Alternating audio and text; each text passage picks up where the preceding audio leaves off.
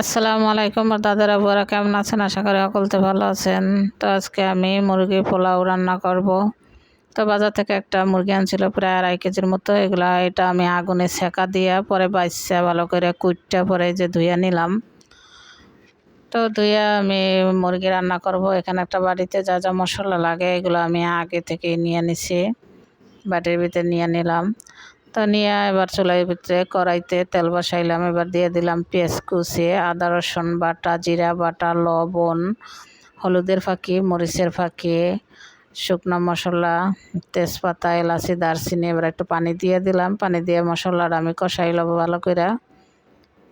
তো এই যে পানি দিয়ে মশলাটা কষাই নিলাম। এবার ধোয়া গোস্তটা দিয়ে দিলাম। গোস্তটা দিয়ে একটু লাড়াচাড়া দিয়ে মশলার সাথে মিশিয়ে নিলাম।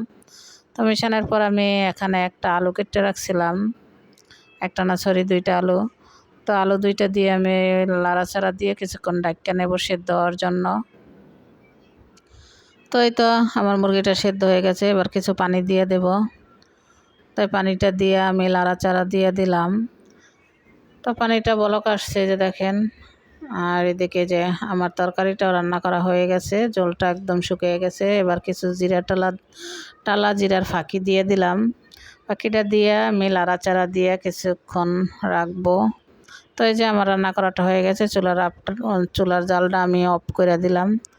তো এই পোলাও রান্না করব। এখানে 1 কেজি চিনি গুঁড়া চাল, কিছু পেঁয়াজ বেরেস্তা করে রাখলাম। আর চালটা আমি আগেই ধুয়ে রাখছিলাম ঝুড়িতে, যাতে পানি ঝরে যায়।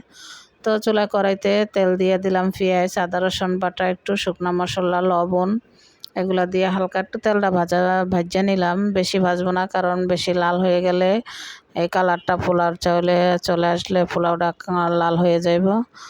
তো এরপর আমি চালটা দিয়ে লাড়াচাড়া দিয়ে একটু ভাজা পরে পানি দিয়ে কিছুক্ষণ ঢাকা রাখলাম। তো পানিটা একটু শুকাইলে পরে এইভাবে করে দিয়ে দিলাম।